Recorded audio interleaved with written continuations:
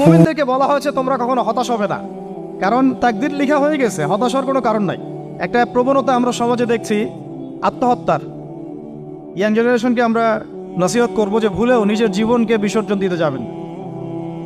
আল্লাহ রাব্বুল আলামিন আপনাদেরকে সৃষ্টি করেছেন তার ইবাদত করার জন্য এবং তার জমিনে তার দিনটাকে প্রতিষ্ঠা করার জন্য। খেলায় খেলায় আপনার জীবনটা নষ্ট করবেন না, ঠিক আছে ভাই? আল্লাহ বোঝার তৌফিক দান করেন। তো কলম সৃষ্টি করার পরে কিয়ামত পর্যন্ত সব লেখা হয়ে গেছে। এখন আমাদের এই পৃথিবীতে তো মানুষ ছিল না, ছিল? এদিকে মনোযোগ দেন।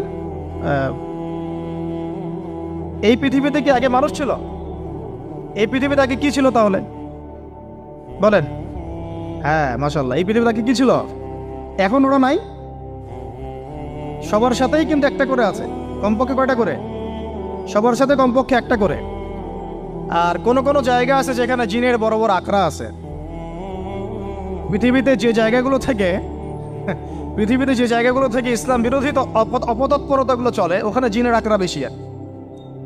কথা বুঝতে পারছেন? তো জিন জাতিকে আল্লাহ পাক ধ্বংস করে দিয়েছেন তাদের পাপের কারণ, আল্লাহ দ্রোহিতার কারণে, অবাধ্যতার কারণে। এখন আল্লাহ রাব্বুল আলামিন ইরাদা করলেন পৃথিবীতে আমাদেরকে সৃষ্টি করবেন, মানে মানুষকে সৃষ্টি করবেন। আল্লাহ পাক তার সমস্ত ফেরেশতাদেরকে একত্রিত করলেন। ঘটনাটা কিন্তু খুব ইন্টারেস্টিং। আমি জানি এখানে ওলামায়ে কেরামও আছেন, তবে আমি সবার জন্য প্রযোজ্য হয় এমন কথা বলারই চেষ্টা করছি, কারণ অনেকে হয়তো এগুলো নাও জানতে পারে। তো আল্লাহ পাকের ভাষায় আমি যদি বলি, আল্লাহ রাব্বুল আলামিন বলছেন, বা'দা আউযু বিল্লাহি মিনাশ শাইতানির রাজীম, ওয়াইয ক্বালা রাব্বুকা লিল মালায়েকা ইন্নী জাঈলুন ফিল আরদি খলিফা। হে নবী মুহাম্মদ সাল্লাল্লাহু আলাইহি ওয়াসাল্লাম, তুমি স্মরণ করো সেই সময়ের কথা যখন আল্লাহ তোমার রব সমস্ত ফেরেশতাদেরকে ডেকে বলেছিলেন যে ইন্নী জাঈলুন ফিল আরদি খলিফা, আমি জমিনে মানে পৃথিবীতে আমার খলিফা পাঠাতে চাই। কি পাঠাতে চাই? আরো জোরে বলেন। আল্লাহ পাক বলেননি পৃথিবীতে মানুষ পাঠাতে চাই, পৃথিবীতে নতুন কোনো মাখলুক পাঠাতে চাই। আমাদেরকে আল্লাহ পাক সম্মানের শব্দে সম্মানিত করেছেন, বিশেষায়িত করেছেন। আমাদেরকে বলেছেন আমরা আল্লাহর খলিফা, আমরা আল্লাহর খলিফা। এখন আমরা আল্লাহর খলিফা, কিন্তু পৃথিবীতে মানুষ খিলাফা শব্দ সহ্য করতে পারে। হ্যাঁ, কি অদ্ভুত না? এটা কোরআনের কি শেষের দিকে আছে না প্রথম দিকে আছে? সূরা বাকারার একদম শুরুর থেকে 3টা 4টা 5টা পৃষ্ঠা উল্টালে দেখবেন এই একটা আছে। কোরআন তাহলে শুরু থেকে কখনো খুলেও দেখেনি সে ব্যক্তি। প্রমাণ হলো এটা, সে খুলেও দেখে নাই, অথবা দেখলেও সে এড়িয়ে গেছে। আল্লাহ পাক আমাদেরকে বললেন যে পৃথিবীতে আমি আমার খলিফা পাঠাতে চাই। তাহলে আদম আলাইহিস সালামকে আল্লাহ পাক মুহাব্বতের শব্দে, সম্মানের শব্দে বিশেষায়িত করলেন কি বলে? সুবহানাল্লাহ, সুবহানাল্লাহ। আর খলিফা কাকে বলে এটা আমি আপনাদেরকে বোঝাচ্ছি একটা দোয়া থেকে। এই যে গাড়িতে করে আমরা বাসা থেকে আসলাম বা যখন কোনো সফরে যাই, আমরা একটা দোয়া পড়ি, সুবহানাল্লাযী সাখখারা লানা হাযা ওয়া মা কুন্না লাহু মুকরিনিন ওয়া ইন্না ইলা রাব্বিনা লামুনকালিবুন। এতটুকু তো পড়ি নাকি? বা এগুলো পড়তে হবে? বইমেলায় এসেছি শুধু লেকচার শোনার জন্য না, ছবি তোলার জন্য না। আজকে জীবনটা পরিবর্তন করার নিয়াত করে যাইতে হবে, ঠিক আছে ভাই? বই প্রকাশ করা, ছাপানো, বিক্রি করা, লেখা, এর চেয়ে বড় কথা আমার জীবনটা ইলমের আলোয় আলোকিত করা। আমি বই লিখলাম ধরেন একটা, আমার মধ্যে সেই আমল নাই, লাভ নাই। লাভ আছে? আমি বই ছাপাইছি 100, 200, 500, 1000, আমি নিজেই আমল করি না, হবে? আগে আমল জরুরি। ইলমের সাথে আমলটা খুব বেশি জরুরি। আলেম তাকেই বলা হয় যে ইলম অনুযায়ী আমল করে।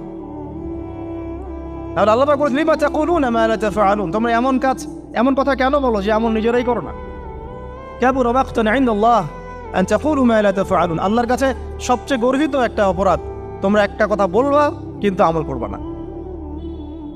তো দোয়াটা মুখস্থ করবেন। এই দোয়ার নিচে একটা অংশ আছে, আল্লাহুম্মা আনতা সাহিবু বিস সাফারি। আমার কথাটা শুনেন, খলিফার অর্থটা বুঝেন। অনেকে তো অনেকভাবে ব্যাখ্যা করে আর কি। আল্লাহুম্মা আনতা সাহিবু ফিস সাফারি, আল্লাহ তুমি এই সফরে আমার সাথী।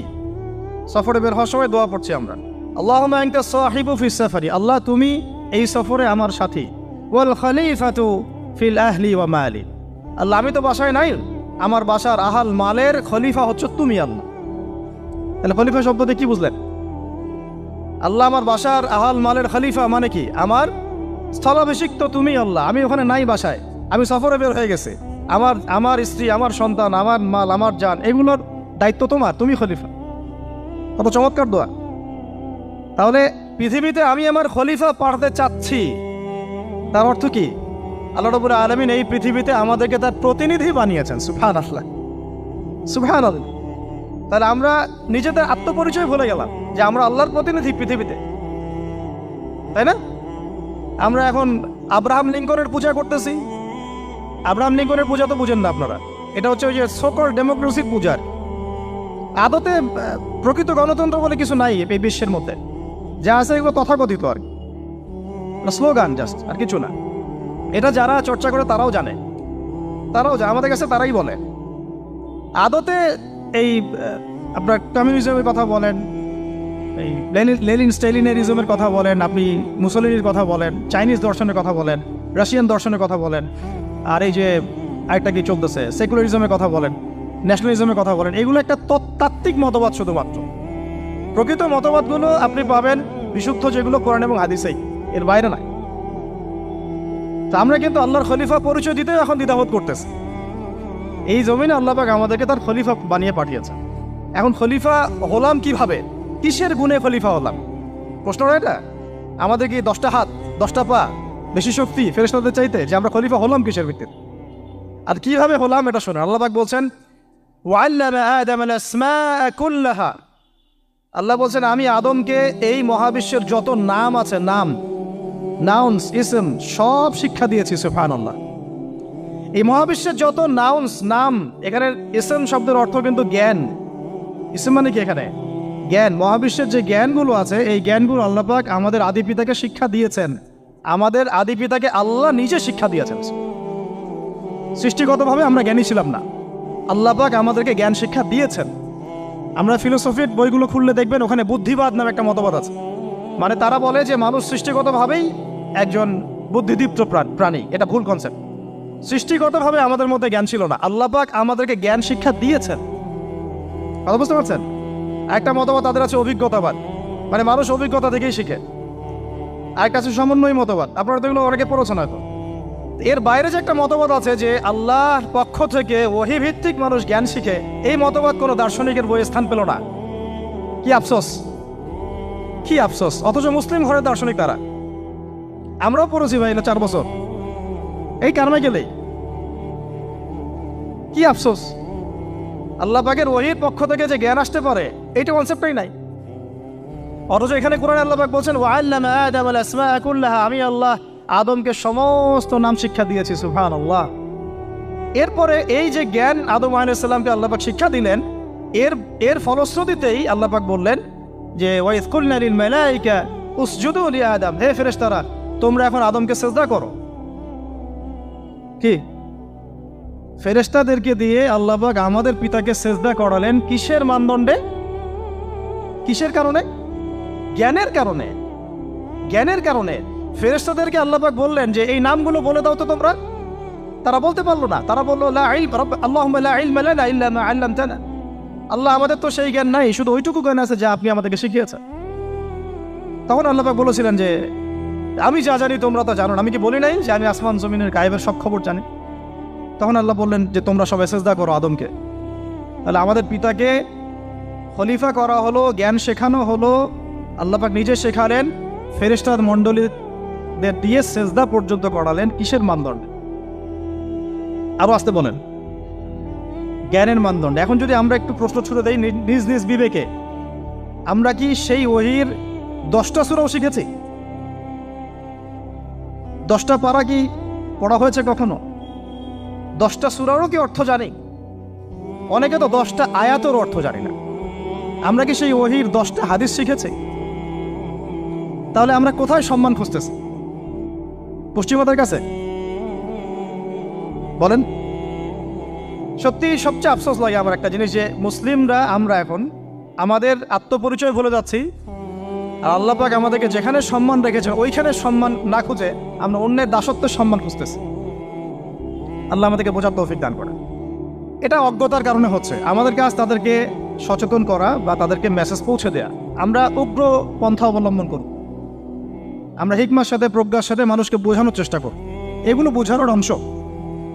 এখন আচ্ছা, আরেকটা কথা আপনাদেরকে বলি, একটা কথা আমি মাঝখানে মিস হয়ে গেছে।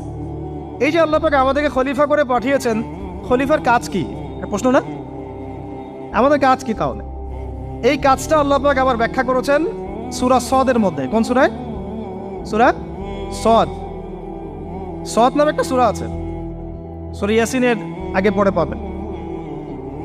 তো এখানে আল্লাহ পাক আরো একজন নবীকে তার খলিফা বলেছেন। সেই নবীর নাম দাউদ আলাইহিস সালাম। কি নাম? আর দাউদ আলাইহিস সালাম কিন্তু এই জেরুজালেম থেকে, যেখানে এখন ওই জায়নিস্টরা বোম্বিং করে আর কি, নিরীহ মুসলিমদেরকে হত্যা করে বিগত 70 বছর থেকে, ওই জেরুজালেম থেকে কিন্তু দাউদ আলাইহিস সালাম বিশ্ব শাসন করেছিলেন। তার পরবর্তীতে তার সন্তান সুলাইমান আলাইহিস সালামও কিন্তু ওখান থেকে বিশ্ব শাসন করেছিলেন।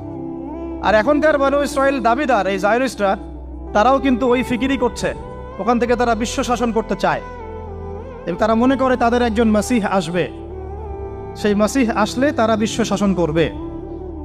আমরা সেই মাসিহের নাম জানি মাসিহুদ দাজ্জাল। কি নাম? এই দাজ্জালকে ওরা ওদের সত্য মাসিহ মনে করে, আমরা জানি হচ্ছে মিথ্যা ভণ্ড প্রতারক মাসিহ, অথচ ওরা মনে করে এটা হচ্ছে সত্য মাসিহ। এই জায়গায় তারা ধোঁকা খাচ্ছে। অথচ সত্য মাসিহ হচ্ছেন ঈসা আলাইহিস সালাম, যিনি আবার শেষ জামানায় আসবেন এবং তার হাতেই এই মাসিহুদ দাজ্জাল মারা যাবে এবং তারপরে পুরো বিশ্বে আবার ওই খিলাফা কায়েম হবে। ওই যে খলিফা, ওটা সারা বিশ্বে কায়েম হবে। এই টাউন হলও বাদ যাবে না ইনশাআল্লাহ। এটা মানুষ মানতে চাচ্ছে না, কিন্তু মানুষ না মানলে কি? আল্লাহ পাকের নকশায় সব আঁকা আছে কখন কি হবে। কে কে কল্পনা করেছিল যে আজকে আপনারা বসে এখানে দিনের আলোচনা করবেন? কল্পনা করা যায় তো? যে শব্দগুলো আপনারা বলছেন এগুলো বললেই তো নাই গায়েব, এখন বলছেন। কেউ কি কল্পনা করেছিল যে হঠাৎ করে এমন একটা সময় চলে আসতে পারে? কেউ কিন্তু কল্পনা করেনি, আল্লাহ পাকের নকশায় ছিল। এখানে আমাদের একটা আফসোসের কথা, এখানে মাস্টার মাইন্ড আল্লাহ রাব্বুল আলামিন। প্রকৃত মাস্টার মাইন্ড কে?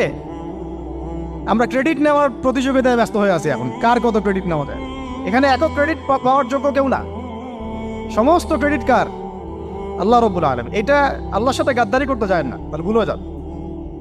কারণ আমি বারবার বলেছি আপনাদেরকে, কোরআন থেকে একটা শিক্ষা আমরা শিখেছি, একটা কম যখন মাজলুম থাকে, দুর্বল মাজলুম জুলুমের শিকার হচ্ছে, আল্লাহ পাক সেই কমটাকে বাঁচান, কোনো না কোনো একজন ত্রাণকর্তাকে পাঠান, কোনো একটা সূরতে আল্লাহ পাক সেই কমকে বাঁচায় দেন। আবার যদি এই নিয়ামতটা পাওয়ার পরে ওই কম আবার এই জুলুম শুরু করে, আবার আল্লাহ দ্রোহিতা শুরু করে, আল্লাহ পাক তার চেয়ে বড় জালেম চাপাই দিন। কথা বুঝতে পারছেন? আল্লাহর সাথে গাদ্দারি করতে চাই না, আল্লাহ পাক আমাদেরকে বোঝার তৌফিক দান করেন। এখন খলিফার কাজটা কোথায় পাবেন? কোন সূরায় ভাই বলেন? সূরা সদে আল্লাহ পাক দাউদ আলাইহিস সালামকে খলিফা সম্বোধন করে বলছেন, ইয়া দাউদ। কি চমৎকার আহ্বান! ইয়া দাউদ, হে দাউদ, ইন্না জাআলনাকা খলিফাতান ফিল আরদ। দেখো, আমি আল্লাহ তোমাকে পৃথিবীতে খলিফা করেছি। কি করেছি? খলিফা করেছে। তোমার কাজ কি শোনো। ফাহকুম বাইনান নাসি বিল হক। বোঝার চেষ্টা করেন একজন খলিফার কাজ কি। খলিফা মানে আল্লাহর প্রতিনিধি, জমিনে যে দায়িত্বশীল, অন্য মানুষের উপরে যে দায়িত্বশীল, তার কাজ ফাহকুম বাইনান নাসি বিল হক, মানুষের মাঝে ন্যায় বিচার প্রতিষ্ঠা করবে, এটা তোমার কাজ। তাহলে এখন যারা আমরা এই জায়গায় আছি বা ভবিষ্যতে আসব, আরও কাল আগাতে থাকবে, সময় আগাতে থাকবে, নতুন নতুন নেতৃত্ব আসবে, সবার ফাংশন একটাই, ফাহকুম বাইনান নাসি বিল হক। আমাদের কাজ হবে মানুষের মাঝখানে কি করা? ন্যায় বিচার, বিচার ফয়সালার ক্ষেত্রে ইনসাফ করা, ন্যায় বিচার করা। তো ন্যায় বিচার তো এখন জাদুঘরে আছে নাকি? হ্যাঁ, কোনো কোনো ক্ষেত্রে আমরা চাই না যে ন্যায় বিচার জাদুঘরে যাক, আমরা চাই আবারও ন্যায় এবং সাম্যের সমাজ প্রতিষ্ঠা। ইনশাআল্লাহ এরপর থেকে আমরা কোনো অন্যায় সহ্য করব না। ইনশাআল্লাহ এরপর থেকে আমরা কোনো জল্লাদতন্ত্র কায়েম করতে দিব না। আমাদের যা আছে তাই নিয়ে প্রতিবাদ হবে ইনশাআল্লাহ। কারণ এখনকার প্রজন্ম প্রতিবাদের ভাষা বুঝে।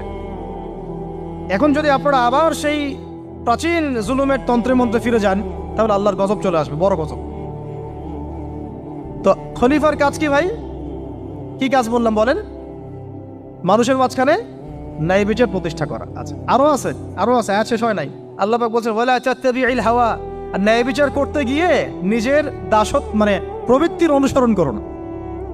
ন্যায় বিচার করতে গিয়ে নিজের প্রবৃত্তির অনুসরণ করো না, মন গড়া বিধানের অনুসরণ করো না। আমার মামা, আমার চাচা, আমার খালু পার করে দিও না।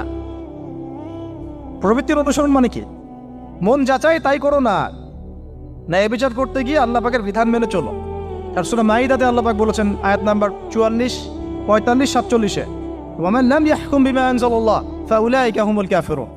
যারা আল্লাহ পাকের হুকুম অনুযায়ী বিচার ফয়সালা করে না তারা কাফির। 45-এ গিয়ে আল্লাহ বলছেন ওয়ামান লাম ইয়াহকুম বিমা আনজালাল্লাহ ফাউলাইকা হুমুল ফাসিকুন। যারা আল্লাহ পাকের বিধান অনুযায়ী বিচার ফয়সালা করে না এরা ফাসিক, পাপাচারী। 47 নম্বর আয়াতে গিয়ে আবার বলছেন ওয়ামান লাম ইয়াহকুম বিমা আনজালাল্লাহ ফাউলাইকা হুমুজ জালিমুন। যারা আল্লাহর হুকুম বিধান অনুযায়ী বিচার ফয়সালা করে না এরা জালেম। তো কাফেরও বলেছেন আল্লাহ, ফাসিকও বলেছেন, জালেমও বলেছেন। তাহলে বিচার ফয়সালা করার ক্ষেত্রে আল্লাহ পাকের বিধানকে সর্বোচ্চ অগ্রাধিকার দিতে হবে। নিজের প্রবৃত্তির অনুসরণ করা যাবে না। যদি করে তাহলে কি হবে? ইউদিল্লাকা আন সাবিলিল্লাহ, তাহলে এটা তোমাকে আল্লাহর রাস্তা থেকে সরায় নিয়ে যাবে। এর ফলে কি হবে?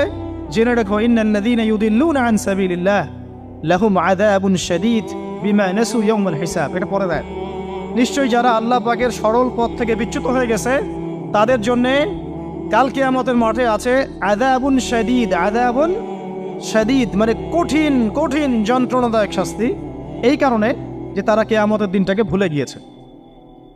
শাদীদ এর অর্থটা কি এটা বোঝার জন্য আপনাকে সূরা হাদীদ পড়তে হবে। কোন সূরা?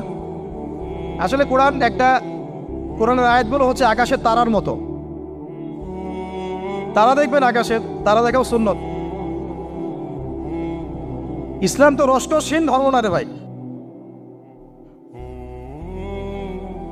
সবকিছুই আছে এখানে। আসলে আমরা জানি না বলে আমরা মনে করি যে এখানে কোনো বিনোদনই নাই, তাই না? এই গান বাজনা না করলে কি হয়? মন শান্তি হয়? এরকম একটা ভাব। যদি আপনি কোরআনের ভিতর ঢুকে যান, আপনার হৃদয়ে এমন নূর আসবে, এমন তৃপ্তি আসবে যে ওগুলো আপনার শুনতে ইচ্ছা করবে না। আপনি কান বন্ধ করে ফেলবেন, নিজেই বলতেই হবে না। এখন কিছু নতুন ইসলামিস্ট আসছে, তারা এগুলোকে ইসলামের অন্তর্ভুক্ত বলে মনে করার দাবি করতেছে যে এগুলো তো নিষেধ নাই, এগুলো তো নিষেধ করা হয় নাই। কতটুকু জানেন ইসলাম সম্পর্কে? আপনি না জেনে কেন কথা বলেন? নবী সাল্লাল্লাহু আলাইহি ওয়াসাল্লাম রাস্তা দিয়ে হাঁটছেন, ওই সময় তো অনেক পূজা অর্চনা ইত্যাদি হতো মক্কায়। তো এখানে ঢাকঢোলের শব্দ আসছে। নবী সাল্লাল্লাহু আলাইহি ওয়াসাল্লাম নিজের 2 আঙ্গুল কানের মধ্যে ঢুকিয়ে দিলেন, দিয়ে পাশে একজন সাহাবী তাকে জিজ্ঞাসা করছেন হাঁটতে হাঁটতে হাঁটতে হাঁটতে, তুমি কি এখন আওয়াজ শুনতে পাচ্ছ? সাহাবী বলেন, না ইয়া রাসূলুল্লাহ, এখন আওয়াজ শুনতে পাচ্ছি না। তখন তিনি কান বের করলেন। এটা নবীর সুন্নত। আর আমরা নবীর সুন্নতকে উল্টাই দিচ্ছি কিভাবে দেখেন, আমাদের কানেই এখন ইয়ারফোন। উনি যেটা শুনে কান বন্ধ করতেন ওইটা আমরা কানে ঢুকায় রাখছি একবার। আল্লাহ আমাদেরকে বোঝার তৌফিক দান করেন। দেখেন, আমরা তো সবাই পাপী। আমার মনে হয় না আমরা কেউ নবী সাল্লাল্লাহু আলাইহি ওয়াসাল্লামের সুপারিশ ছাড়া পার পাবো, এমনটা মনে হয় না আমার। সবাই পাপী, আপনি আমি আমরা সবাই। তো যে নবীর সুপারিশ আমরা প্রত্যাশা করছি, সেই নবীর সুন্নতকে যদি এইভাবে অবজ্ঞা করতে থাকি তাহলে কি সুপারিশ পাবো ভাই? কি মনে হয় আপনাদের? অ্যাটলিস্ট সুন্নতকে তো সম্মান করতে হবে নাকি? আল্লাহ বোঝার তৌফিক দান করেন। আমি তাহলে যেটা বলছিলাম যে আল্লাহ পাকের বিধান অনুযায়ী বিচার ফয়সালা করতে হবে, এটা খলিফার কাজ। ন্যায় বিচার করতে হবে মানুষের মাঝখানে, এবং নিজের প্রবৃত্তির অনুসরণ করা যাবে না, তাহলে আল্লাহর পথ থেকে দূরে সরাই দেবে। এখানেই বললাম শাদীদ বুঝতে গেলে আপনাকে কোন সূরা পড়তে হবে? সূরা হাদীদ। আকাশের তারার কথা কেন বললাম? যে আকাশের তারাগুলো যদি মেলাতে পারেন দেখবেন বিভিন্ন শেপ তৈরি হয়। প্রত্যেকটা তারার অবস্থানের গাণিতিক একটা ব্যাখ্যা আছে। যারা অ্যাস্ট্রোনমি নিয়ে পড়াশোনা করেন তারা জানেন, এগুলো সবাই জানবেন না। প্রত্যেকটা তারাকে আল্লাহ পাক এত সূক্ষ্মভাবে স্থাপন করেছেন যে যদি সামান্য একটু ডানে বামে এগুলো সরে যায়, মহাবিশ্বের এই স্থিতিশীলতা নষ্ট হয়ে যাবে। এবং এটার কসমও আল্লাহ পাক কোরআনে করেছেন সূরা ওয়াকিয়ার মধ্যে। কোন সূরা?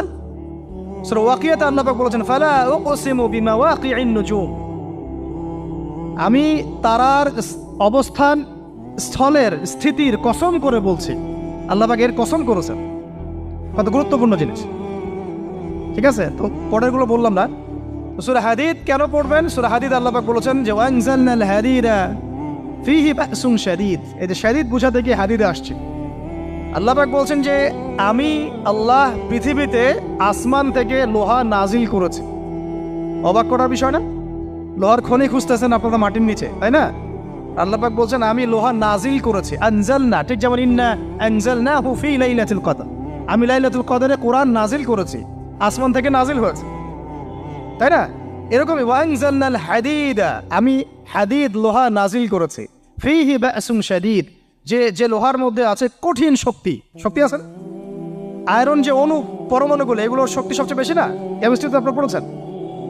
তাহলে এখন আল্লাহ পাক বলছেন কিয়ামতের দিন তাদের জন্য আযাবুন শাদীদ, যারা আল্লাহ পাকের খলিফার দায়িত্ব পালন করবে না, যারা খলিফার দায়িত্ব পেয়েও ন্যায় বিচার করবে না, ইনসাফ করবে না, প্রবৃত্তির অনুসরণ করবে, ঠিক আছে, আল্লাহর পথ থেকে বিচ্যুত হয়ে যাবে, তাদের জন্য কিয়ামতের মাঠে এই শাস্তি আছে। তাহলে আমরা কি খলিফা শব্দ বুঝতে পারলাম? আমাদের পিতা যে খলিফা, এটা কি বুঝতে পারলাম? তাহলে এখন বলেন তো, প্রত্যেক নবী কি আল্লাহর খলিফা ছিলেন না? ছিলেন কি না? প্রত্যেক নবী কি আল্লাহর বিধান দিয়ে বিচার ফয়সালা করেন নাই? মানুষের মাঝখানে ইনসাফ করেন নাই?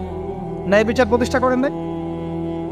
এরপরে সাহাবায়ে কেরামের যুগে তারা কি ন্যায় বিচার প্রতিষ্ঠা করেন নাই? তাহলে হঠাৎ করে কি হলো বিশ্ববাসীর মধ্যে যে একেবারে কোরআন হাদিস এর মৌলিক বিষয়গুলো, এগুলো সব পাশ কাটিয়ে আমরা মানব রচিত বিধানগুলোর দিকে চলে গেলাম? রহস্যজনক না বিষয়টা? এটা হচ্ছে দাজ্জালীয় একটা শাসন আসতেছে সামনে। দাজ্জাল নিজেকে খোদা বলে দাবি করবে এবং সে সমস্ত মানব জাতিকে বুঝাবে যে সেই খোদা, নাউযুবিল্লাহ। সে অনেক ভেলকি দেখাবে, মানুষকে তার দিকে টেনে নিয়ে আসবে। এমনকি সে এক হাতে জান্নাত এক হাতে জাহান্নাম নিয়ে ঘুরবে।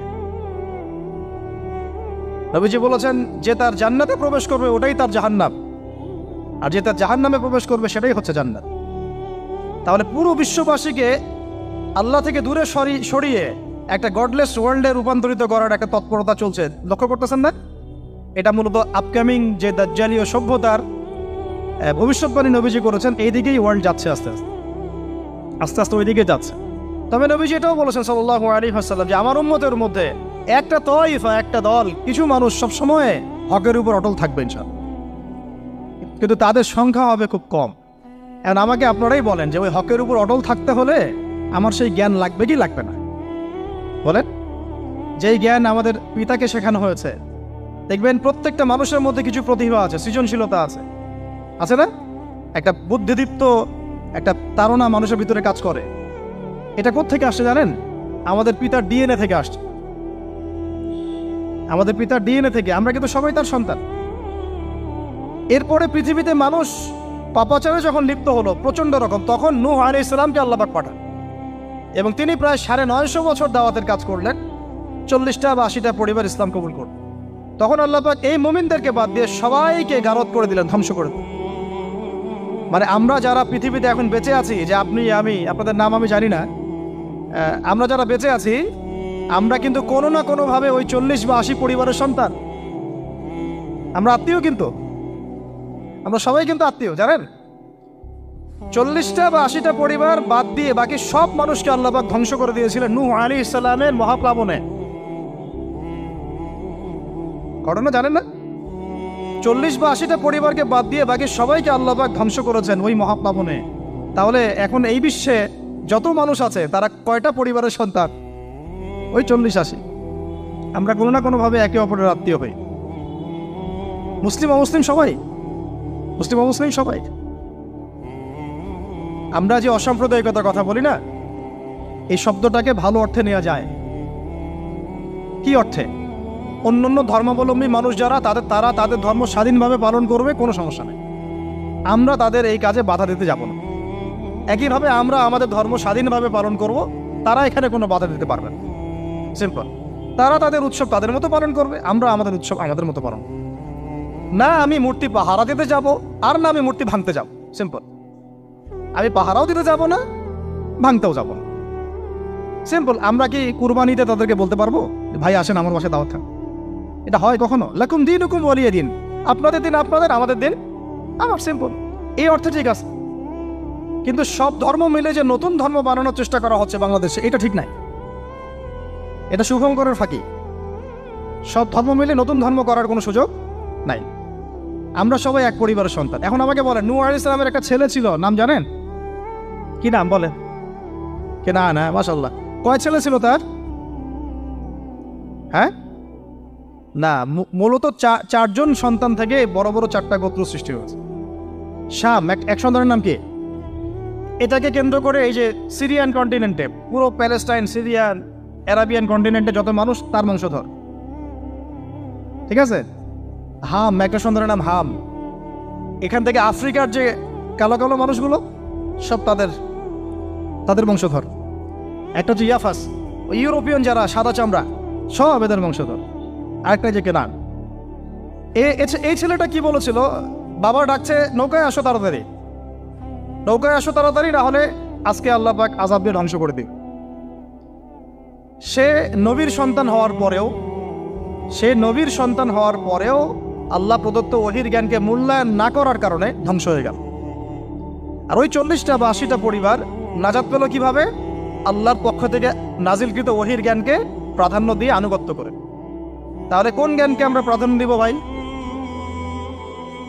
আমি বলছি না যে আমরা দুনিয়াবী জ্ঞানগুলোকে শিখবো না, ওই প্রসঙ্গে আমি একটু পরে আসছি, যে আমরা শিখবো এবং কিভাবে শিখবো, কতটুকু শিখবো। আগে এই অংশটুকু শেষ করি। ঠিক একইভাবে আপনারা কি আদ জাতির নাম জানেন? আদ, সামুদ। ওই যে সৌদি আরব এখন যেখানে লাইন বানাচ্ছে, লাইন প্রজেক্ট, ওই আল-ওলা বলে, আল-ওলা লাইন প্রজেক্ট বানাচ্ছে, দেখবেন অনলাইনে। ওই জায়গা দিয়ে নবী সাল্লাল্লাহু আলাইহি ওয়াসাল্লাম তাবুক যুদ্ধের সময় গিয়েছিলেন। যাওয়ার সময় তিনি বলেছিলেন, তোমরা মাথা নিচু করে কান্নাকাটি করতে করতে এখান থেকে অতিক্রম করো। সাহাবীরা মাথার উপর কাপড় দিয়ে কান্নাকাটি করতে করতে জায়গাটা পার করেছেন, কারণ ওই জায়গায় সামুদ জাতি ছিল যাদেরকে ধ্বংস করা হয়েছে। ওটা হচ্ছে এখন পর্যটন স্পট। সুবহানাল্লাহ। তো আদ এবং সামুদ জাতিকে আল্লাহ পাক ধ্বংস করলেন, কিন্তু তাদেরকে করেন নাই যারা ওহীর জ্ঞানকে প্রাধান্য দিয়েছেন। ইব্রাহিম আলাইহিস সালাম কোন জ্ঞানের বদৌলতে আল্লাহকে চিনলেন? মানব রচিত জ্ঞান নাকি আল্লাহর পক্ষ থেকে নাজিলকৃত জ্ঞান? বলেন। মূসা আলাইহিস সালাম কোন জ্ঞানের বদৌলতে ফিরআউনের মতো এই যে কি বলবো প্রতাপশালী একজন শাসকের সামনে দাঁড়িয়ে বুক ফুলিয়ে ইসলামের দাওয়াত দিলেন? কোন জ্ঞানের আলোকে? ওহীর জ্ঞান। আর ওহীর জ্ঞান যখন নাজিল করা হয়েছে তখন তিনি দোয়াটা পড়ছিলেন, রব্বি ইশরাহ লি সাদরি ওয়া ইয়াসসির লি আমরি ওয়াহলুল উকদাতাম মিন লিসানি ইয়াফকাহু কওলি।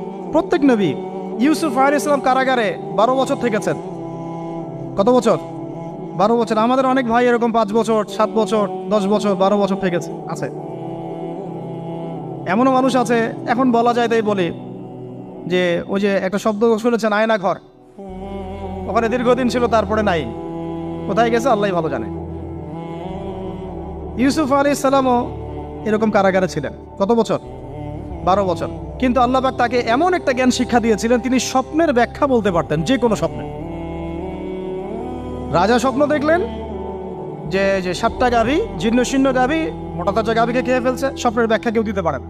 কিন্তু ওই জেলখানায় 2জন ছাড়া পাওয়া মানুষ, ছাড়া পাইছে 2জন আর কি, 2জনের মধ্যে একজন বেঁচে আছে, একজন নাই। মানে 2জন বসে বসে ইউসুফ আলাইহিস সালামকে বলছিলেন যে আমরা একটা স্বপ্ন দেখলাম যে আমার মাথায় রুটি আছে, পাখি এসে রুটি খেয়ে ফেলছে। আর আমি স্বপ্ন দেখলাম যে আমি শরাব পান করাচ্ছি, ব্যাখ্যা কি ইউসুফ? তোমাকে সত্যবাদী বলে জানি। ইউসুফ আলাইহিস সালাম বললেন, তোমার মাথায় রুটি যেটা খেয়ে নিচ্ছে, তার মানে তোমাকে শুলদণ্ড দেওয়া হবে। আর তুমি যে পানি পান করাচ্ছ, তার মানে তুমি নাজাত পাবে, ছাড়া পাবে। হলেও তাই। আর যে নাজাত পাবে তাকে ইউসুফ আলাইহিস সালাম বলে দিলেন যে তুমি রাজদরবারে গিয়ে আমার কথা বলো, আমার কথা আলোচনা করো। তো সে ভুলে গিয়েছিল। পরে যখন এই স্বপ্নটা দেখলো বাদশা, তখন বাদশা সবাইকে ডাকলো, ডেকে বললো যে এই গাভীর স্বপ্নের ব্যাখ্যা কি? তখন এই ব্যক্তির মনে পড়ছে, আরে ইউসুফ তো ব্যাখ্যা দিতে পারে। সে গিয়ে ইউসুফ আলাইহিস সালামকে ডেকে নিয়ে আসতেছে যে এই রাজা স্বপ্ন দেখছে, ব্যাখ্যা কি? স্বপ্ন কিন্তু আপনার কাছে শুনে একটা স্বাভাবিক মনে হচ্ছে, আরে গাভীর আবার স্বপ্নের কি ব্যাখ্যা? তখন ইউসুফ আলাইহিস সালাম ব্যাখ্যা দিলেন যে 7 বছর ফসল ফলবে আপনাদের এলাকায়, তারপরের 7 বছর হবে দুর্ভিক্ষের সময়। কিসের সাথে কিসের ব্যাখ্যা? এই জ্ঞান কে শিখালেন তাকে? এই ইন্টারপ্রিটেশনের জ্ঞান কে শিখালেন? তাহলে জ্ঞানের মূল উৎস কে? আমার কথা বলার উদ্দেশ্য কি বুঝতে পারছেন? যত জ্ঞান তার মূল উৎস কে? স্বপ্ন একটা জ্ঞান, যদি সেটা সত্য হয়। আর জেনে রাখবেন, কিয়ামতের আগে আগে মুমিনদের স্বপ্ন বেশি বেশি সত্য হবে। ঠিক আছে? মুসা আলাইহিস সালামকেও সেই আল্লাহই জ্ঞান শিক্ষা দিলেন। ঈসা আলাইহিস সালাম এই কুষ্ঠরোগীর গায়ে হাত বুলালে ভালো হয়ে যায়। হ্যাঁ, অন্ধ ব্যক্তির মানে চোখে হাত বুলালে ভালো হয়ে যায়। এমনকি মৃত ব্যক্তিকে তিনি বলছেন কুম বিইজনিল্লাহ, আল্লাহর হুকুমে দাঁড়িয়ে যাও, দাঁড়িয়ে গেল। এই জ্ঞান কে দিয়েছেন তাকে?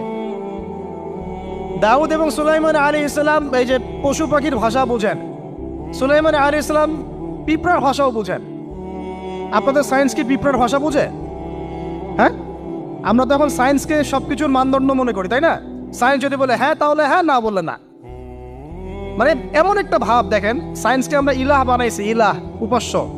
সায়েন্স যদি বলে যে পৃথিবী থেকে অমুক অমুক কোটি কোটি আলোকবর্ষ দূরে একটা গ্রহের সন্ধান পাওয়া গেছে, নাম দিল ধরেন যে আলফা এক্স ওয়াই জেড কিছু একটা, ওখানে হুড়পড়ি আছে, হ্যাঁ ওখানে দুধের সাগর আছে, মধুর সাগর আছে, তো মানুষ তখন বিশ্বাস করা শুরু করবে হ্যাঁ হ্যাঁ তাই তো, তাই থাকতেই পারে। নাসা বলেছে না হয়ে পারে, নাসা মন্তব্য করেছে না হয়ে পারে। ওরকম যদি বলে অনেক দূরে একটা আগুনের একটা বিশাল ইয়া পাওয়া গেছে, গ্রহ পাওয়া গেছে, ওখানে আযাব দেওয়া হয়, শাস্তি দেওয়া হয়, ওখানে অন্য মাখলুক আছে, ওদের ভাষায় এলিয়েন আর কি, মানুষ বিশ্বাস করে। এটা আল্লাহ পাক কোরআনে বলছেন যে সুলাইমান আলাইহিস সালাম পিঁপড়ার ভাষাও বুঝতেন, ওই কথা বিশ্বাস করতে চাচ্ছে না। সুলাইমান আলাইহিস সালাম বাতাসে ফ্লাই করতে পারতেন, এটা বুঝতে পারতেছে না, বিশ্বাস করে না। তাহলে ওই প্রযুক্তি না থাকলে এয়ারক্রাফট কিভাবে আবিষ্কার করলেন? যে প্রযুক্তিগুলো পৃথিবীতে চলে গেছে ইতিমধ্যে, ওগুলো ভবিষ্যতেও আসতে পারে। যেমন একটা প্রযুক্তির কথা বলি, সুলাইমান আলাইহিস সালাম বসে আছেন, একজনকে বললেন না সাবার রানী বিলকিসের সিংহাসন কে নিয়ে আসতে পারবে? একজন বললো যে আপনি উঠে দাঁড়াইতে যতক্ষণ সময় লাগে এর মধ্যে নিয়ে আসুন। উনি বললেন যে হবে না, এটাতে হবে না, তুমি স্লো, তুমি 3G 4G না, এত স্লো স্পিডে আমার হবে না। এই কথা বলেন নাই, মজা করলাম আর কি। আমাদের ইউটিউবাররা আবার এই অংশ কাট করে আবার প্রচার করে দিতে পারে। দেখেন কিসের সাথে কি ব্যাখ্যা করলো।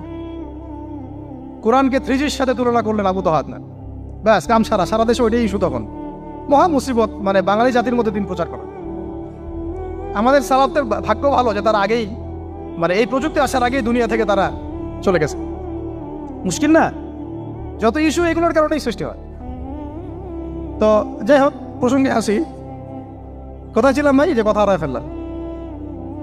হ্যাঁ, আরেকজন বললেন যে না, আপনি চোখের পলক ফেলতে যতক্ষণ লাগে এর মধ্যে দেখবেন সিংহাসন সামনে। সুবহানাল্লাহ, কি প্রযুক্তি বলেন! এই প্রযুক্তির সামনে কি বিশ্ববাসী যেতে পেরেছে?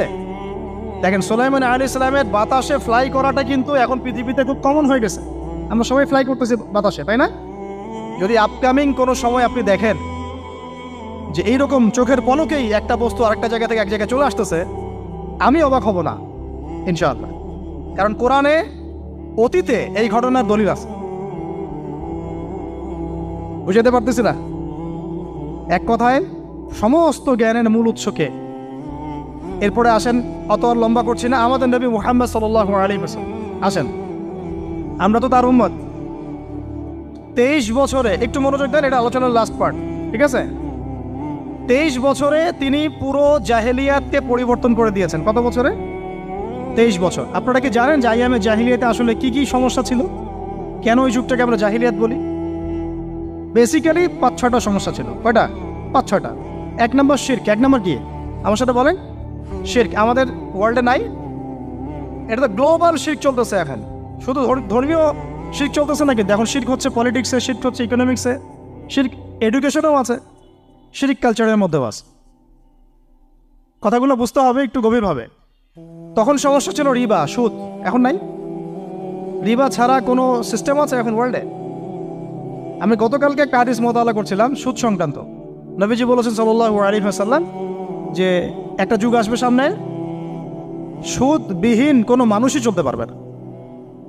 যে চলতে চাইবে তার গায়েও সুদের ছিটা ফোটা গিয়ে লাগবে। আসে নাই সেই যুগ? সুবহানাল্লাহ, কিভাবে তিনি এত স্পেসিফিকলি কথাগুলো বলতে পারেন? নিশ্চয়ই তিনি এমন একজন সত্তার কাছ থেকে জ্ঞান পেয়েছেন যিনি সব জানেন, অতীত বর্তমান ভবিষ্যৎ, তাই না? এমনকি নবীজি বলেছেন ইমামুল মাহদির সময় যে 10 জন ঘোড়সাওয়ার বের হবে এবং তারা গিয়ে খোঁজ নিতে যাবে যে দাজ্জাল বের হয়েছে কিনা, নবীজি বলছেন আমি সেই 10 জনের নামও জানি, তাদের বাবার নামও জানি। সুবহানাল্লাহ, সুবহানাল্লাহ।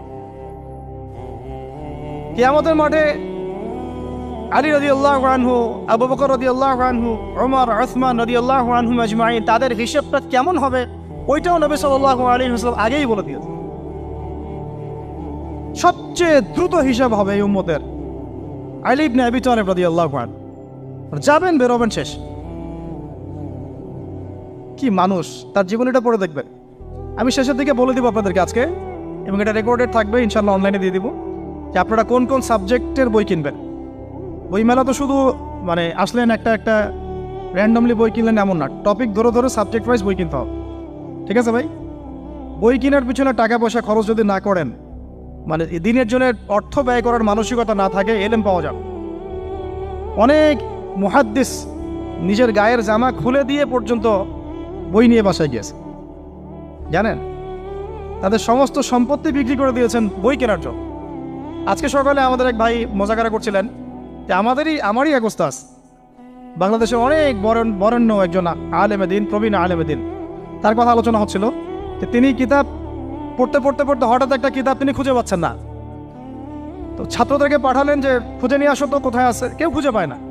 তিনি নাকি ওযু করে এসে নামাজ, 2 রাকাত নামাজ পড়ে বাচ্চার মতো হাউমাউ করে কান্নাকাটি শুরু করল, আল্লাহ আমার সেই কিতাব কোথায় গেল, আমার কিতাবটা এনে দেয়। তলাবুল ইলম কাকে বলে দেখেন, ইলমের তালেব, ইলমের ছাত্র কাকে বলে? এই যে ইলমের ছাত্র, আমরা কি ছাত্র হইতে পারছি? একটা বইয়ের দাম যদি দেখি 100 টাকা, বাস আমাদের গায়ে লাগে।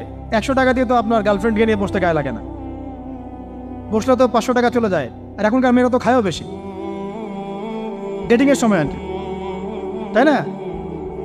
অনেকে দেখা যায় যে এটাকেই প্রফেশন বানায় ফেলছে না। জিনা থেকে বাঁচতে হবে, জিনা থেকে বাঁচতে না পারলে কলবে আল্লাহ নূর আসবে না। আল্লাহ পাক আমাদের কথাগুলো বোঝার তৌফিক দান করেন, আমিন। জিনা, আবার বলছি, জিনা থেকে বাঁচতে হবে, অন্যথায় কলবে নূর আসবে না। আল্লাহ পাক আমাদেরকে বোঝার তৌফিক দান করেন, আমিন। কোথায় ছিলাম ভাই? বলেন। 1 নাম্বার কি ছিল? শিরক। 2 নাম্বার রিবা, সুদ। ওইটা বলতে গিয়ে হাদিসটার কথা বলেছিলাম। এই সুদটা কি এখন বেশি না কম? এখন সুদ মানুষ খাচ্ছে, যুক্তিও দিচ্ছে যে এই যুগে এখন সুদ না খাইলে কি চলে। একদিন একটা মসজিদে বয়ান করছিলাম, তো মসজিদে বয়ানের মাঝখানে একজন দাঁড়ায় গেল, দাঁড়ায় আমাকে বলছে যে উস্তাদ, হুজুর বুঝলাম আপনার সব কথা ঠিক আছে, এখন আমার 1 লাখ টাকা ধার লাগবে, আমি কোত্থেকে নিব? বলেন, আসলে উত্তর দিবেন কি? হ্যাঁ, সুদের ক্ষতিকর বিষয়গুলো যেমন বলতে হবে, সুদবিহীন ব্যাংকিং সিস্টেম এবং অর্থনৈতিক ব্যবস্থাও তো চালু করতে হবে। সেটা কি? সেটা হচ্ছে যাকাত। সেটা কি? যাকাত, সাদাকা এবং কর্জে হাসানা, এগুলো তো চালু করছি না আমরা শুধু কথা বলছি তাত্ত্বিক যে সুদ হারাম। আমিও তো অনেক জায়গায় বলছি, কারণ বলতে হচ্ছে, না আপনারা জানাতে তো হবে। সুদের পাপের সবচেয়ে নিম্ন শাখা হচ্ছে মায়ের সাথে জেনা করা, সর্বোচ্চ শাখা হচ্ছে আল্লাহ এবং তার রাসূলের সাথে যুদ্ধ করা। একটা হাদিস বুখারীতে এরকমও আসছে, বুখারীতে কি তিরমিজিতে, আমি রেফারেন্সটা বলে যাচ্ছি, তবে হাদিসটা সহিহ। নবী সাল্লাল্লাহু আলাইহি ওয়াসাল্লাম বলেছেন, যে ব্যক্তি 1 দিরহাম সুদ খায় সে যেন 36 বার জেনা করে। আর আপনারা তো জানেন, এটা আমার বলার দরকার নাই, 4 শ্রেণীর মানুষকে নবীজি অভিশাপ দিয়েছেন, যে নিজে খায়, তারপরে যে সুদ দেয়, যে লিখে রাখে, যে সাক্ষী থাকে। আমি বলতে যাচ্ছি, আইয়ামে জাহিলিয়াতে এই সুদটা ছিল, আমাদের এই বর্তমান ওয়ার্ল্ড অ্যাফেয়ার্সে নাই। বাংলাদেশ একটা কান্ট্রি হিসেবে চিন্তা করবেন না, আপনি গ্লোবালি চিন্তা করবেন, কারণ এখন একটা দেশ স্বতন্ত্রভাবে চলতে পারে না। ওয়ার্ল্ড ব্যাংকের সাথে আপনাকে ডিল করতে হবে, IMF এর সাথে। আমি যদি প্রেসিডেন্ট হই, তাও আমাকে করতে হবে, আপনি হলে আপনাকে করতে হবে। তো কথা বলে তো শুধু কথা বলে লাভ নাই, আপনার বিকল্পটা কি? আসলে বিকল্প ব্যবস্থাটা কি? এটা তো মূল কথা। ইকোনমিক্স নিয়ে কতগুলো কিতাব আছে এখানে, ইসলামিক ইকোনমিক্স নিয়ে আমরা কতগুলো কিতাব ছাপাইছি, বর্তমান ওয়ার্ল্ড অ্যাফেয়ার্স নিয়ে আমরা কতগুলো কিতাব ছাপাইছি। নবী সাল্লাল্লাহু আলাইহি ওয়াসাল্লাম বলেছেন, শেষ জামানার সবচাইতে আমার উম্মতের উপর ভয়াবহ ফিতনা হচ্ছে মাসিহুদ দাজ্জাল।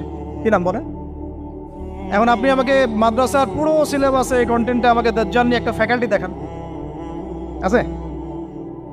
কয়টা কিতাব আছে? সবচেয়ে ভয়াবহ ফিতনা নবীর মুখে, নিজের মুখে বল, সবচেয়ে ভয়াবহ, এর চেয়ে ভয়াবহ কোনো ফিতনা আসে নাই, আসবেও না। তো এখন আপনি আমাকে বলেন যে এই ফিতনা সংক্রান্ত কতগুলো কিতাব আপনার কাছে আছে বাসায়, বলেন। তাহলে গ্যাপস আছে না আমাদের মধ্যে, গ্যাপ ফিল আপ করতে হবে। কথাগুলো বলার উদ্দেশ্য হচ্ছে গ্যাপসটা ফিল আপ করা। তো এই রিবার সমস্যাটা এখনো আছে। আল্লাহ পাক আমাদেরকে রিবা মুক্ত জিন্দেগি দান করে না। এবং আমি রিকোয়েস্ট করব বিনয়ের সাথে যে আমাদের ঊর্ধ্বতন কর্তৃপক্ষ যারা আছেন, শুধু একটা কাজ করেন না, একটা কাজ একটা বছর করেই দেখেন না কি হয়। প্রত্যেকটা মুসলিম, অমুসলিমদের কথা বলছেন, যেহেতু এটা খিলাফা স্টেট না, সেহেতু অমুসলিমরা এখানে জিজিয়া দিবে না। খিলাফা স্টেটে অমুসলিমরা জিজিয়া দেয়, এটা তো খিলাফা স্টেট না, এটা তো ডেমোক্রেটিক স্টেট এবং সেকুলার স্টেট। শুধু মুসলিমদের কাছ থেকে যাদের নিসাব পরিমাণ সম্পদ হয়েছে জাকাত দেওয়ার, সবার কাছ থেকে রাষ্ট্রীয়ভাবে বাধ্যতামূলক জাকাত নেন, দেখেন না অর্থনীতি সচল হয় না, হয় না। একটা বছর নিয়ে দেখেন না কি হয়। কেউ এই উদ্যোগ গ্রহণ করতে পারতেছে না। কেন হচ্ছে না আমরা বুঝতে পারতেছি না। কর্জে হাসানার এনজিও চালু করা যায়। আমরা অনেক সংগঠন করছি, সোশ্যাল, অরাজনৈতিক ইত্যাদি রাজনৈতিক। আমরা ইকোনমিক এনজিও খুব একটা করতে পারছি, কিন্তু এই জায়গাগুলো দখল করে ফেলছে। দেখেন কারা কারা, নাম বলতে যাচ্ছি না। এবং যারা যারা দখল করছে তারা কিন্তু এখন রাষ্ট্রের অনেক বড় বড় জায়গা হস্তক্ষেপ করতেছে। ইভেন ট্রান্সজেন্ডারের মতো ইস্যু কিন্তু তারা ঢুকাই দিচ্ছে, ঢুকায় না। উত্তরবঙ্গ জুড়ে, পুরো উত্তরবঙ্গ ঘুরে আসেন, দেখেন কাদের তৎপরতা বেশি। নীলফামারীতে সফর করে দেখলাম যে ওখানে একটা গ্রামের মধ্যে 24টা এনজিও কাজ করতেছে, শুধুই সব। তারপরে মানুষ তামাক চাষ করে খাচ্ছে। একটা দল দাবি করতেছে নবী সাল্লাল্লাহু আলাইহি ওয়াসাল্লাম ছাড়াও আরো নাকি নবী আসতে পারে, নাউযুবিল্লাহ। এবং ওই যে মির্জা গোলাম আহমেদও তাদের অন্তর্ভুক্ত। মানুষ ওই দলের নাম লেখাচ্ছে চাকরির জন্য, ব্যবসা করতেছে তারা দেশের মধ্যে। আরে ভাই, শুধুমাত্র তাত্ত্বিক কথাবার্তা না, আসলে আমাদের সংগ্রামটা কিন্তু বহুমুখী। শুধু ইলম অর্জন তো একটা বেসিক জিনিস, এই বেসিকটাই এখনো হচ্ছে না আমাদের। ইলম অর্জনটা বেসিক জিনিস, এটাই হচ্ছে না। এরপরে আপনার অর্থনীতি সমৃদ্ধ করা, সংস্কার করা, সমাজ সংস্কার করা, রাজনৈতিক অঙ্গনগুলোর মধ্যে যে অরাজকতা, এগুলোকে সংস্কার করা, কত কাজ আমাদের। কিন্তু আমরা কিন্তু একটা জায়গাতেও স্থির নাই। ইভেন একটা মাসালাতেও আমরা এক জায়গায় আসতে পারতেছি না, ঐক্যবদ্ধ হতে পারতেছি না। আমরা খুবই ব্যাকডেটেড চিন্তা করতেছি এই জায়গাতে। অথচ আমাদের উচিত ছিল এই প্রবলেমগুলোকে আরও 30-40 বছর আগেই সলভ করা। তাহলে এখন হয়তো আপনি ভালো কিছু পেতেন। আমাকে একটা প্রতিষ্ঠান দেখান যেখানে নুরানি থেকে নিয়ে, মানে নুরানি থেকে দাওরা বা ক্লাস নার্সারি থেকে মাস্টার্স, এরকম সিলসিলায় ইসলামিক শিক্ষা এবং জেনারেল শিক্ষাকে একত্রিত করে একটা সিলেবাস মেনটেন করে পড়ানো হচ্ছে। আমাকে কয়েকটা প্রতিষ্ঠানের নাম বলেন, আমি ওখানে আমার মেয়েকে ভর্তি করাবো। আমাকে দেন, রেডিমেড দেন, আমার ছেলেকে ভর্তি করাবো। আমরা ফিকির করতেছি না। এটা হওয়া উচিত ছিল বিগত 30 বছর আগেই। আমি আপনাদেরকে বলি যে প্রকাশনা সংস্থার ভাইরা আছেন অনেকে এখানে।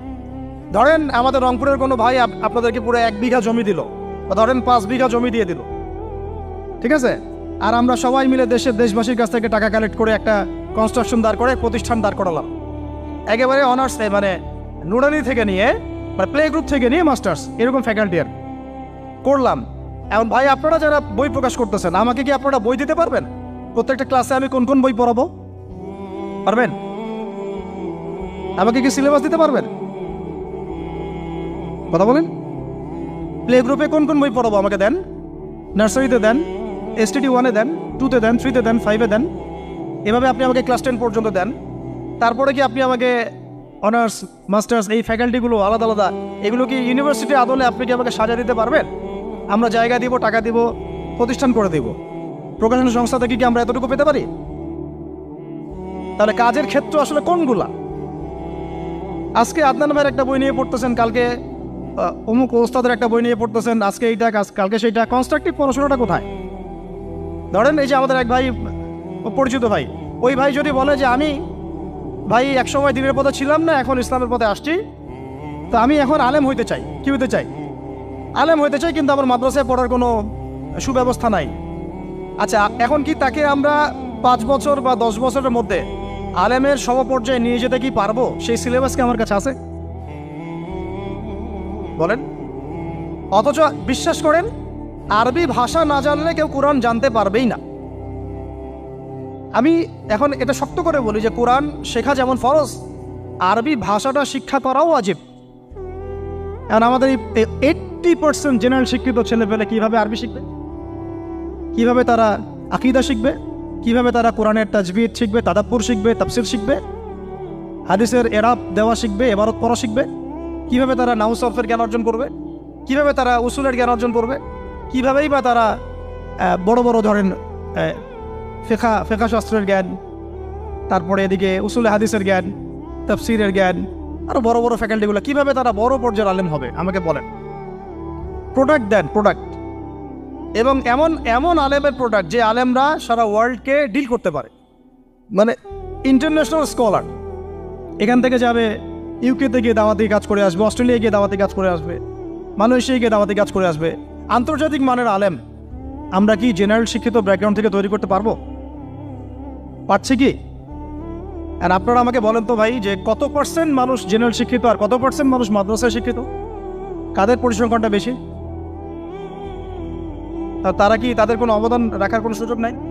এখন যদি এই ক্লাসিক্যাল পড়াশোনা না হয়, ইলমের এই গভীরতায় না যায় এবং বড় বড় ওলামায়ে কেরামদের সোহবতে তারা না আসে, তাহলে কিভাবে তারা বিশুদ্ধ ইসলাম শিখবে আর প্রচার করবে আর প্রতিষ্ঠা করবে? তো প্রশ্ন কিছু করে গেলাম। আজকে প্রশ্নগুলো রেখে যাচ্ছে এই কারণে, যেগুলো নিয়ে আপনারা ভাববেন যে আপনারা আমাকে একটা ইসলামিক ইউনিভার্সিটি করার মতো বইপত্র আমাকে বানায় দেন না। দায়িত্ব নেন কেউ, আপনারা সবাই মিলে দায়িত্ব নেন। আমি এখানে একটা স্কুল আছে আমাদের ছোট্ট, তহাজিন নুরাইন ইসলামিক স্কুল। এই স্কুল আমরা করেছি প্লে, নার্সারি, কেজি 1, 2, 3, 4, 5 এতটুকু, ট্রাইলিঙ্গুয়াল, মানে বাংলা মিডিয়াম, আর Bangla medium English version, medium না ইংলিশ ভার্সন, আর অ্যারাবিক। এই সিলেবাসটুকু করতে, এই 8টা ক্লাসের সিলেবাস করতে আমাকে 7 দিন 8 দিন একেবারে বাংলা বাজার ঘাটাঘাটি করে, ওই আমরা আগে তো ইংলিশ মিডিয়ামে পড়াশোনা করতাম, ওই অক্সফোর্ডের বই ঘাটাঘাটি করো, ব্রিটিশ কাউন্সিলের বই ঘাটাঘাটি করো, তারপরে ওদের ম্যাথামেটিক্স, ওদের সায়েন্স, আবার এই মাদ্রাসার অ্যারাবিক, আবার এই সরকারি কারিকুলামের বই, এগুলো ঘাটতে ঘাটতে ঘাটতে একটা সিলেবাস আমরা দাঁড় করাতে পারছি। মাত্র 5টা ক্লাস পড়তে পারবে। এরপরে এটা করতে গিয়ে যে দেখলাম যে আসলে এগুলোর যে এত ঘাটতি আছে বাজারে, রেডিমেড কোনো প্রোডাক্ট এগুলোর নাই। ঘুরে ফিরে কি সেই আমরা একই জিনিসই চর্চা করতে থাকবো, নাকি আমরা একটু বহির্বিশ্বে যেভাবে দিন প্রচার হচ্ছে এই মান দিতে পারি? এটা আমাদের উচিত না করার কাজটা? হ্যাঁ, এটা তো আমাদের হাতে রাষ্ট্রীয় ক্ষমতা নাই, থাকলে না হয় উপরের লেভেল থেকে এগুলো করা যায় খুব সহজ। বরং উপরের লেভেলে যারা আছেন তারা তো আরও ট্রান্সজেন্ডার ঢুকাচ্ছেন, আপনারা তো এলজিবিটি ঢুকাচ্ছেন। তাহলে এই কাজগুলো কাদের করতে হবে? তাহলে বেসরকারিভাবে করতে হবে। এখন আমরা যারা বইকে ভালোবাসি, জ্ঞানকে ভালোবাসি, আল্লাহকে ভালোবাসি, রাসূলকে ভালোবাসি, চাই যে আমরা যা করছি আমাদের পরের প্রজন্মটা মানুষের মতো মানুষ হোক। কাজ কি কম না বেশি আমাদের বলেন? সেই ক্ষেত্রে কাজগুলো কিন্তু ওইভাবে হচ্ছে না ভাই। একটা বিষয়ের বই সবাই ছাপাচ্ছি, কেন? কি দরকার আছে? একটা বিষয়ের বই আমি সবাই ছাপাচ্ছি, একটা জিনিস, একটা হিস্ট্রি, একটা কিতাব, অনেকগুলো প্রকাশনী আপনারা করতেছেন। একই বই ফাইজুল কালাম সবাই করতে আছে, একটা বই তাসাউফ আত্মশুদ্ধি অনেক প্রকাশনী করতেছে, কপি করতেছে। ভাই আমাদের কি কাজ? কি দুনিয়ার স্বার্থ উদ্ধার করা, না আমার দিনের কোনো খেদমত? আমার কথায় মাইন্ড করবেন না, আমি মাইন্ড করার মতো কথা বলছি না। আমি বলছি আপনাদেরকে আরও যেন কনস্ট্রাকটিভ হয় কাজগুলো। মানে আপনাদের সাথে আমি বসবো ইনশাল্লাহ আবার আলাদা করে, যে একটা আমাকে পুরো শিক্ষা ফর্মুলা আমাকে দিবেন, মানে প্রত্যেকটা ক্লাসের বই রেডি করে দিবেন, যাতে আমরা প্রতিষ্ঠান বানালেই একদম পুরা কমসে কম ক্লাস 1 থেকে 10 ঢেলে দিতে পারি, আমার পরিশ্রম করতে না হয়। ওখানে বাংলা মিডিয়ামের বই থাকবে, ইংলিশ মিডিয়ামেরও থাকবে, এবং অ্যারাবিক তো থাকবেই। একটা গঠনমূলক সিলেবাস, যেটা পড়লে আমার ছেলে মাশাআল্লাহ হাফেজও হবে, এদিকে মাশাআল্লাহ সে ইংরেজিতেও দক্ষ হবে, সায়েন্সেও দক্ষ হবে। এক পর্যায়ে যখন সে এসএসসি পাস করবে, সে দেখবেন যে যার রাস্তা বেছে নিচ্ছে। বেস আমি তাকে করে দিছি 10 পর্যন্ত। এখন সে ডক্টর হোক আর ইঞ্জিনিয়ার হোক, আর না হয় যদি আল্লাহর খলিফাই হয়, কোনো সমস্যা নেই। সমস্যা আছে? এটা দরকার ছিল ভাই, আরও 30 বছর আগেই দরকার ছিল। আমরা যেটা পাই নাই, এটা আমাদের আফসোস। আর এই জেনারেল ব্যাকগ্রাউন্ড থেকে এইরকম জায়গায় উঠে এসে এই যে এগুলো কথাগুলো বলা বা এই কাজগুলো করা, এগুলো সবাইকে হয়তো আল্লাহ পাক এভাবে কবুল নাও করতে পারে। এর পিছনে অনেক গল্প থাকে, অনেক হিস্ট্রি, অনেক ত্যাগ, অনেক আত্মত্যাগ, এগুলো সবাই হতে পারবে না। কিছু মানুষ বের হয়ে আসছে, ডক্টর জাকির নাইক তো সবাই হতে পারে নাই, পারছে? তো এই জিনিসগুলো আমাদের বুঝতে হবে যে আমভাবে সবাই সব কিছু করতে পারবে না। আমাদের একটা একাডেমিক ফর্মুলা দরকার, যেখানে আমরা পড়বো, আমরা আলেম হয়ে বের হবো। পারা যাবে তো ইনশাআল্লাহ? আচ্ছা, অনেক গভীরে চলে গেছি, আপনাদেরকে মানে অনেক বেশি বিরক্ত করে ফেলতেছি আর কি। কথাগুলো বলার খুব মন চাচ্ছিল, তো বলে ফেললাম। আর আমরা চাচ্ছি কথাগুলো সবার কাছে পৌঁছাক, যাতে করে অন্তত বিভাগীয় শহরগুলা, অন্তত ঢাকা, রংপুর, রাজশাহী, মানে বড় বড় শহর আমাদের চট্টগ্রাম, কক্সবাজার ইত্যাদি ইত্যাদি বড় বড় শহরগুলোতে যদি একটা করে এরকম একটা করে প্রতিষ্ঠান থাকে, যেখানে আপনি পুরো জেনারেল শিক্ষা এবং ইসলামী শিক্ষা দুটোকে সমন্বয় করে এবং এই মানে দ্বিমুখী শিক্ষার মেরুকরণটাকে দূর করে একটা কনস্ট্রাকটিভ সিলেবাস দিতে পারেন, দেখবেন আজকে না হোক, আজকে থেকে 10 থেকে 15 বছর পরে আমাদের ছেলে মেয়েদের একটা প্রজন্ম আসবে, দেখবেন ইনশাআল্লাহ ওরা আমাদের চেয়ে অনেক ডিনামাইট হবে। এই যে আজকে অনেকগুলো আয়াত বললাম, অনেকে হয়তো জানেন না বা পড়েন নাই, ওরা ক বলতেই বুঝে ফেলবে কোন সূরায় আছে। হবে না? সম্ভব। আর যদি না করতে পারি তাহলে ঘুরে ফিরে ওই একই অবস্থা। ওইটা দিয়ে হবে না ভাই। এই মানে ইসলাম বিষয়টা কি, এটা এমন না যে কিছু অংশ নিলাম কিছু অংশ নিব না, এটা এমন না। নিলে ভাই নেওয়ার মতো নেওয়া লাগে। উদখুলু ফিস-সিলমি কাফা, একেবারে পরিপূর্ণরূপে দিনে প্রবেশ করে সিরিয়াসলি নেন। চান্স তো একটাই। আল্লাহ পাক আমাদের কথাগুলো বোঝার তৌফিক দান করুন। আর আমাদের সন্তানদের সাথে তো আমরা এটা হতে দিতে পারি না। আমরা না হয় অনেক সময় নষ্ট করে ফেলছি। আমরা এই টাউন হলে বসে চা খাইছি, আড্ডা মারছি একসঙ্গে, স্কুলে পড়ার সময়, কলেজে পড়ার সময়।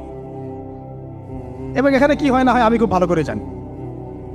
এবং আমারও সময় এমন কিছু হতো না যেটা এখন হোমোসেক্সুয়ালিটি, এখন এখানে হোমোসেক্সুয়ালিটি হয়। তাহলে বলেন এগুলো আমাদের জিম্মেদারি না? আচ্ছা, রংপুরে, অন্তত রংপুরের শহরে এইরকম উদ্যোগ নিতে পারবেন কারা কারা? হাত তুলেন দেখ। আমি যে কথাগুলো বললাম, কার কার সাহস আছে? এগুলো তাত্ত্বিক কথা বলে চলে গেলে কাজ হবে না। বইমেলা একবার হয়েছে, এরপরের বইমেলা না হয় আপনাদের প্রতিষ্ঠানের ক্যাম্পাসে করবেন, সমস্যা কি? রংপুরে অন্তত পক্ষে এরকম একটা ক্যাম্পাস গড়ে তোলেন। যার যা আছে তাই নিয়ে নামেন। কারো অর্থ থাকলে, কারো জমি থাকলে, কারো বুদ্ধি থাকলে, কারো প্রকাশনা সংস্থা থাকলে, কারো টিচার প্যানেল থাকলে আসেন, রংপুরে একটা কিছু করে দেখাই। আর সবাই যদি তাকায় থাকি একজনের দিকে, যে আদনান ভাই করবে, অমুক ভাই করবে, তমুক ভাই করবে, তারা তো হলো না। কারণ আমরা তো কারো উপর নবী হয়ে আসি নাই। সবাই মিলে হাত লাগালে তখন কাজ করা যাবে ইনশাআল্লাহ। এখন এই প্রতিষ্ঠানগুলোর দরকার আছে না নাই? এর গুরুত্বটা বোঝার যোগ্যতা আল্লাহ পাক আপনাদেরকে দান করেন, দোয়া করি আমি। তো ভাই আর লম্বা করতেছি না, আমি শেষের অংশটুকু বলে শেষ করে দিচ্ছি যে এই সুদ আর শিরক যেমন ওই সময় ছিল এখনও আছে। আর ওই আইয়ামে জাহিলিয়াতের সেই সুদ আপনি দেখলেন, এখন শিরক দেখলেন, মাদক আছে না নাই? আইয়ামে জাহিলিয়াতের মাদক, আইয়ামে জাহিলিয়াতের এই নারী জাতির অবমাননা আছে না সমাজে? নাই? ব্যাখ্যা করতে যাচ্ছি না, আপনারা জানেন সব। আর আইয়ামে জাহিলিয়াতে ছিল একটা গোত্রীয় হানাহানি, দ্বন্দ্ব, মারামারি, এখন সমাজে নাই? এটাই তো চলতেছে এখন সমাজে। তো এখন এই জাহেলিয়াতের সমাজটাকে মাত্র 23 বছরের মধ্যে আমাদের নবীজি চেঞ্জ করে দিয়েছে। কত বছর? এখন আপনারা আমাকে বলেন তো যে তিনি কি কোনো জাদু করছেন? তিনি কি কোনো জাদু দেখাইছেন সমাজে এসে? মানুষকে মারছেন? মানুষকে কি তিনি মানে কঠোর ছিলেন? তিনি, তার কাছে আল্লাহর ফেরেশতা আসতো, তিনি কি সেই শক্তি কাজে লাগায় একদম সমাজের মানুষকে জোর করে ইসলাম কবুল করাইছেন? তিনি কি করছেন 23 বছরে? এটা বলেই শেষ করে দিব। তবে তার আগে শুধু এতটুকু বলবো, 23 বছর পরের মক্কাটাকে একটু দেখেন। 23 বছরের পরের মক্কাটাকে একটু দেখেন। ওই মক্কাতে কি কোনো শিরক আছে? হ্যাঁ, 23 বছর পরের মক্কা, ওখানে কি কোনো শিরক আছে? ওখানে কি কোনো সুদ আছে? কোনো মাদক আছে? বলেন। কোনো নারীর অবমাননা আছে? কোনো গোত্রীয় হানাহানি আছে? তার 23 বছরের মধ্যে পুরো সমাজটাই চেঞ্জ করলেন কিভাবে? জাদু তো করেন নাই, মানুষকে তো অত্যাচার করেন নাই, কটু কথাও বলেন নাই, এমনকি তিনি কারো গায়ে হাতও তোলেন নাই, তাই না? একটা কাজই তিনি করেছেন, সেটা হলো এই যে কোরআন এবং সুন্নাহর যে জ্ঞান, এই ওহীর জ্ঞানটাকে তিনি সবার মাঝখানে ছড়াই দিয়েছেন। এই তো কাজ। তারপরে সেই জ্ঞান যখন মানুষ শিখেছে, তার উপরে আমল করেছে, এবং সেই জ্ঞান এর উৎস আল্লাহ রাব্বুল আলামিন, তার কাছে আত্মসমর্পণ করেছে, নবীর কাছ থেকে আত্মশুদ্ধি অর্জন করেছে, এবং হালাল খেয়েছে, পরিবার গঠন করেছে, প্রজন্মকে তৈরি করেছে, সৎ কাজে আদেশ করেছেন, অসৎ কাজে নিষেধ করেছেন, প্রয়োজনে কখনো হিজরত করেছেন, কখনো মার খেয়েছেন, কখনো সবর করেছেন, কখনো বা জিহাদও করেছেন। এভাবে আস্তে আস্তে পুরো আরবের মধ্যে দিনটা প্রতিষ্ঠা হয়ে গেল। তাহলে মূল উৎসটা কি ছিল? জ্ঞান। মূল উৎসটা কি ছিল বলেন? জ্ঞান। আর এই জ্ঞানটার চর্চায় আমাদের সবাইকে করতে হবে। আল্লাহ পাক আমাদেরকে তৌফিক দান করে দেন। এর চর্চা করতে গেলে আমাদের সমাজে এখন দুইটা রাস্তা, এর বাইরে আপনি কোনো রাস্তা দেখবেন না, হয় মাদ্রাসা ব্যাকগ্রাউন্ড অথবা জেনারেল ব্যাকগ্রাউন্ড, এই তো। সমন্বিত কোনো প্রচেষ্টা খুব বেশি দেখা যাচ্ছে না। আজকে আমার কথা বলার মধ্যে একটা অন্যতম একটা গুরুত্বপূর্ণ পার্ট হচ্ছে সমন্বিত প্রচেষ্টা এখন থেকে নেওয়া উচিত। এতে আপনারা এগ্রি করেন না করেন না? যদি এগ্রি করেন তাহলে প্রত্যেকটা জায়গায় এরকম কিছু কিছু প্রতিষ্ঠান গড়ে তোলার চেষ্টা করেন। ইনশাআল্লাহ আজকে না হোক, আজকে থেকে 10-15 বছর পরে ফলাফল পাওয়া যাবে। ঠিক আছে ভাই? আল্লাহ পাক আমাদেরকে বোঝার তৌফিক দান করেন। শেষ করার আগে খালি কয়েকটা সাবজেক্ট বলবো। এখন যারা জেনারেল স্টুডেন্ট, আপনাদের তো মাদ্রাসায় যাওয়ার কোনো সুযোগ নাই, বা গেলেও আপনারা একাডেমিক্যালি পড়তে পারেন না। তা আমি কয়েকটা সাবজেক্ট বলে দিচ্ছি, এই সাবজেক্টগুলো ধরে ধরে বই কিনবেন এই বইমেলা থেকে। ঠিক আছে? অন্তত প্রত্যেকটা সাবজেক্টের একটা করে বই কিনবেন। রাজি আছেন? রাজি নাই? অন্তত প্রত্যেকটা সাবজেক্টের একটা করে বই কিনবেন। সাবজেক্ট 1 নম্বর হচ্ছে আল কোরআন। 1 নম্বর কি? আপনাকে কোরআন তেলাওয়াত করা শিখতে হবে। কোরআন তেলাওয়াত শেখার কি বই আছে খুঁজে বের করেন। আর এটা একা শিখতে পারবেন না, এটা নিয়ে গিয়ে কোনো ওস্তাদের কাছে বসে পড়তে হবে। এটা খুব খেয়াল রাখবেন আপনারা, একা একা বই পড়ে কখনো আলেম হয়ে যাওয়া যাবে না, বরং তখন বিভ্রান্ত হওয়ার সুযোগ বেশি থাকে। বই থাকবে, এটা আপনার গাইডেন্স, কিন্তু আপনার একজন মুরব্বী আলেম লাগবে। যে কোনো কাজ মুরব্বীদের সাথে মশওয়ারা না করে করলেই সমস্যা। কারণ আমরা তো দিন সম্পর্কে তেমন কিছু জানিই না রে ভাই। সমুদ্রে ডুব দিলে বুঝবেন যে গভীরতা কত বেশি। এখন আমরা ডুবই দেই নাই, এই জন্য মনে হয় যে আমি সবই জানি। ঠিক আছে? ডুব না দিলে আমার কাছে মনে হয় যে আমি তো সবই জানি। ডুব দিলে বুঝবেন যে আপনি কিছুই জানেন না, আমি কিছুই জানি না। 1 নম্বর সাবজেক্ট ভাই কোরআনের তেলাওয়াত শিখতে হবে। রাজি আছেন তো ইনশাল্লাহ? তাহলে এই বইগুলো কিনেন। 2 নম্বর হচ্ছে এই কোরআনের মানে ব্যাকরণ শেখার বইগুলো কিনবেন। কোরআনের ব্যাকরণ শেখার আরবি ভাষা সাহিত্যের বই কিছু কিনবেন। এই বইগুলো আপনাকে ওস্তাদদের কাছে গিয়ে পড়তে হবে। ঠিক আছে? এরপরে কিনবেন কোরআনের কিছু তাফসির, সহজ।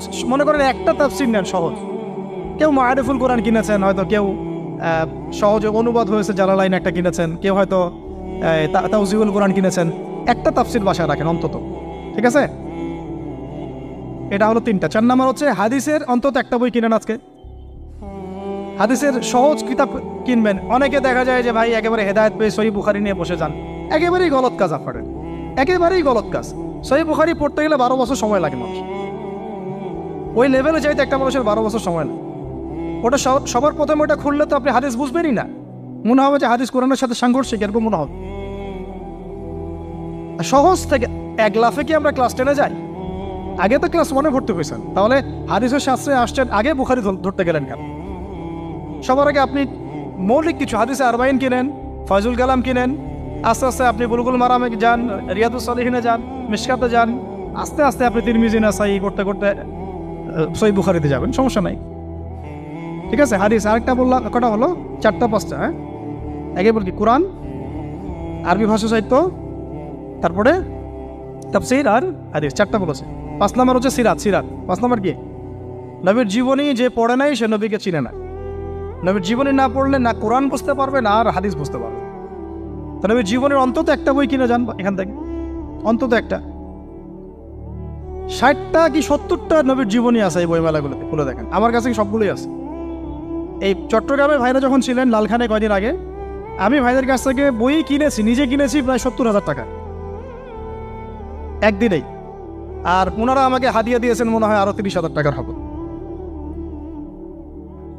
তো এক পুরো বই ব্যাগ গাড়ি ভর্তি।